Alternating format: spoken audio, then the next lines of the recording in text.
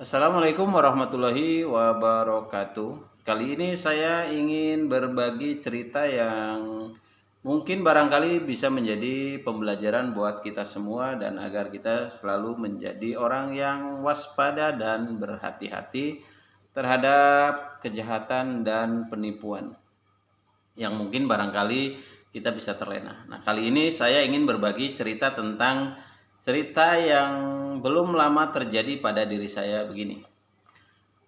Di Facebook itu tiba-tiba saya mendapatkan pesan melalui Messenger yang isinya adalah seseorang mengirimkan perkenalan. Seseorang itu mengaku dari Amerika, Texas bagian manalah jauh pokoknya. Jadi dia itu seorang tentara Amerika yang kebetulan sedang bertugas di daerah konflik yaitu Suriah. Yang konon katanya dia seorang perempuan, memang cantik sih. Jadi seorang perempuan, dia udah berpangkat eh, perwira apalah gitu. Pokoknya ada di bukti-buktinya. Nanti saya tampilkan di cuplikannya di caption.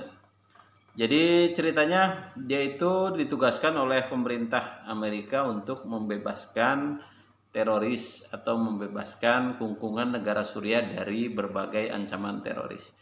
Karena dia seorang tentara dan hidupnya itu selalu menjadi ancaman bagi dirinya, dan dia itu, singkat ceritanya, ketika dia itu sedang menjadi sebuah pencarian oleh tentara dari pihak teroris. Ceritanya itu dia bersembunyi dalam sebuah tempat, sebuah bunker gitu. Dan tiba-tiba tanpa disadari dia menemukan sejumlah uang yang nilainya banyak sekali. Diperkirakan berapa ya kemarin itu, sekitar 9.600.000 US dollar. Coba kalau dirupiahkan itu udah jadi seapa, itu banyak banget uang itu. Nah, namun uang itu dibagi dengan para anggotanya itu 6 orang. Jadi dia kebagian sekitar 3.600.000 US dollar, kebagiannya dia satu orang itu.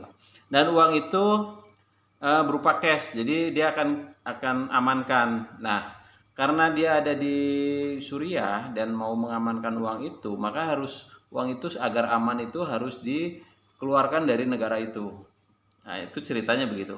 Jadi singkat ceritanya, maka dia mencari orang yang dipercaya untuk menerima uang itu, dan uang itu akan dikirimkan ke orang itu. Dan kebetulan yang dia pilih adalah saya, yang orang Indonesia, tinggalnya di sinilah, di Bogor gitu. Jadi dia merasa bahwa katanya sih melihat wajahku orang jujur, orang baik, orang yang nggak mata duitan gitu kan.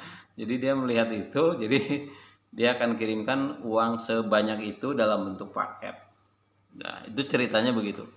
Nah, ketika dia mau mengirimkan nanti paket, nanti dia akan seolah-olah uang itu dimasukkan ke peti, dan peti itu isinya eh, seolah-olah akan dikamuflase dengan barang-barang seperti pakaian bekas atau apalah, pokoknya akan dimasukkan ke situ. Nah, itu dramatiknya begitu. Lalu ketika itu nanti akan akan dikirimkan ke Indonesia. Nanti begitu dia sampai, maka nanti dari Suriah, karena waktu itu dia ngakunya 6 hari lagi akan selesai tugas, langsung dari Suriah nanti akan terbang ke Indonesia dan mengambil secara langsung uang ini. Jadi nanti saya juga akan mendapatkan 30% bagian dari uang yang dia punya, senilai tadi berapa tuh, 3.600.000 US dollar. Banyak lah pokoknya. Jadi kalau saya dapat 30%, waduh udah segambreng deh, banyak banget. Jadi namun ketika dia minta untuk meminta alamat lengkap saya bilang, wah ini tidak semudah itu nih gitu kan. Karena saya bilang, saya pikir nih ya, kalau sesuatu yang iming-imingnya manis maka akan berbuah pahit. Kalau beriming-imingnya surga, maka justru akan neraka yang didapat. Nah, aku berpikirnya begitu aja, logis. Mana ada orang yang eh, apa sih, mengiming-imingkan sebuah kemanisan nanti akan kepada saya nih. Jadi saya waspada aja karena ini udah ngomongin duit gede gitu loh. Jadi saya nggak mau gegabah juga. Jadi untuk membuktikan kebenarannya, saya minta untuk eh, transfer aja dulu. Kalau memang Anda percaya ya, Mister Larson Bliss itu, coba buktikan aja dulu. Jangan kirimkan uang yang segambreng itu kepada saya. Coba buktikan aja. Transfer aja uang pada saya senilai yang saya minta. Waktu itu saya minta 10.000 US dollar, kan nggak banyak kalau diperbandingin dari uang yang disebutkan tadi. Saya minta coba Anda buktikan dulu bahwa memang Anda percaya sepenuhnya pada saya. Transfer aja dulu senilai 10.000 US dollar. Jadi kalau Anda memang percaya, saya akan jamin uang itu saya tidak akan pakai sampai Anda sendiri datang ke sini. Namun ternyata tantanganku itu tidak di eh, tidak di tidak dijalani. Jadi setelah itu ya sudah, anggap aja selesai. Nah, ketika itu saya coba pelajari nih, ternyata juga banyak motif-motif penipuan, motif-motif kejahatan yang sering terjadi dan korbannya sudah banyak.